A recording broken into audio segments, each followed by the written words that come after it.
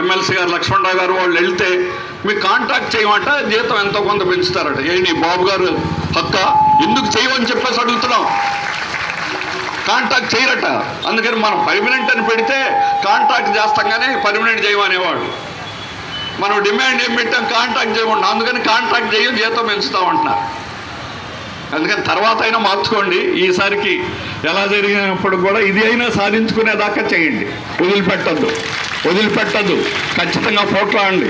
అందుకని ఈరోజు contract workers పేరుతోటి రాష్ట్రంలో ఏమేమి చెప్పారు, 3.5 లక్షల మంది ఉన్నారు మన బలం, కానీ ఒకటి కావలేకపోతా ఉన్నాం.